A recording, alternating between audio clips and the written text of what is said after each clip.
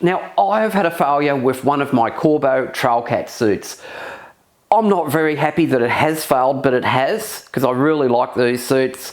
Today we're going to have a look at why it's actually failed, so stay tuned.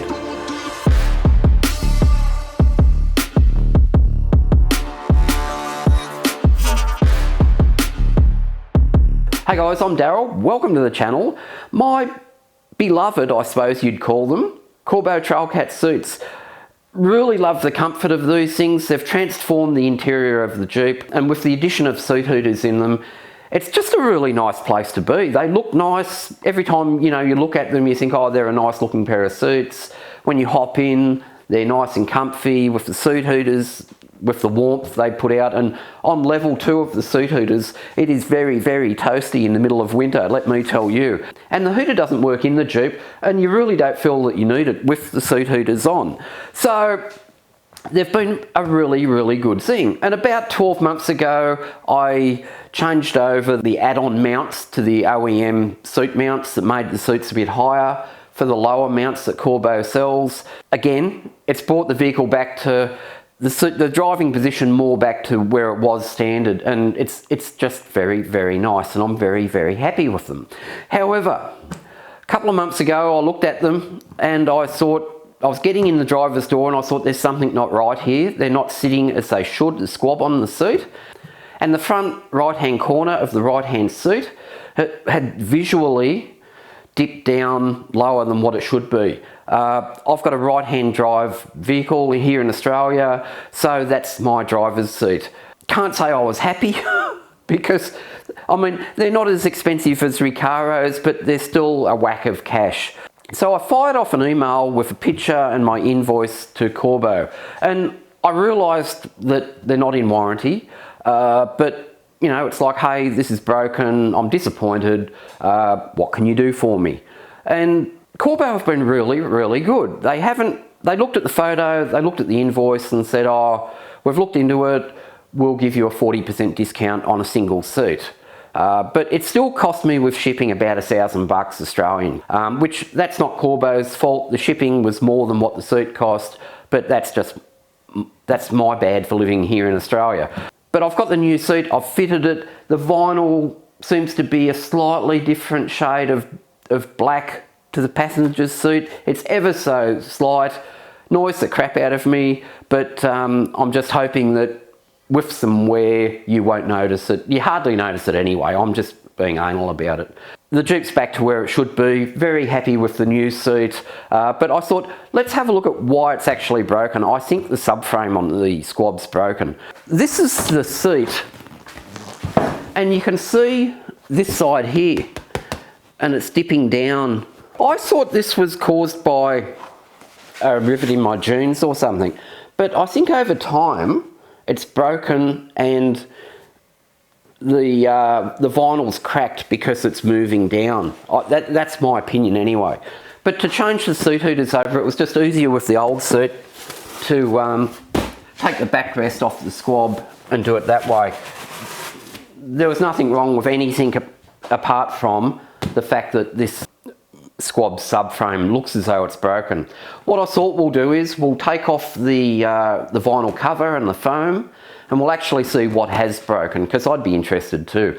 But I am putting, I'd say somewhere the subframe is broken, which is not good. They shouldn't break. I mean, I've had Recaros that are, I've had Recaros, and years ago I had Schnell suits, which they sell as Schellman, I think now. And both of those went for years with no problems at all. And in my last road car, it had Recaros as standard, and whilst the bolsters, because they were heavily bolstered, wore right through to the bolster, I've never ever had a problem with the metal subframes. So very interested in this. Let's pull apart this and just see what's happened to it.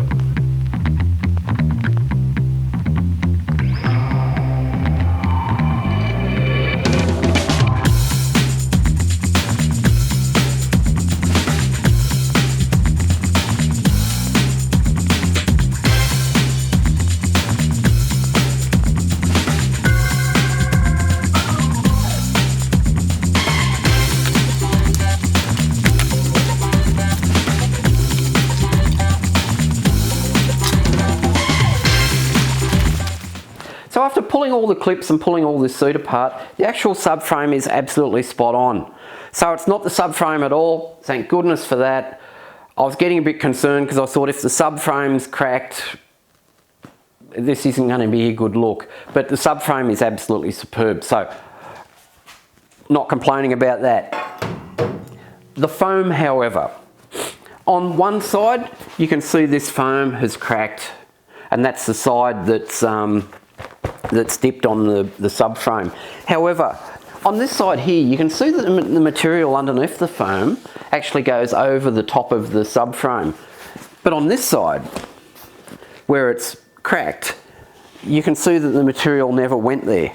So I don't know if it was a manufacturing defect and it's just a one-off, but to me it looks as though this material, because it doesn't wrap over the subframe, has allowed the foam to wear, and after a while the foam is just cracked. You can see it's cracked at the front here, allowing the seat on this side to dip down.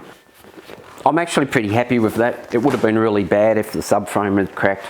This is probably repairable actually. If you took it to an upholsterer, they could probably fix this for you. I won't say I hope this has helped anyone today, because I hope it doesn't.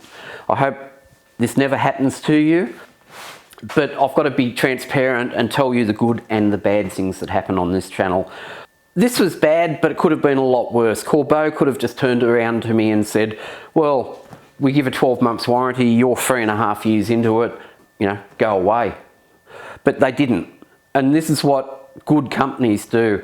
They came back, they said, yep, it doesn't look good, you've got your invoice there, how about we give you a 40% discount on one seat? How would you like us to ship to you? Would you like us to ship to freight forwarder? And I just said to them, look, you guys have probably got good rates, just ship it directly to me.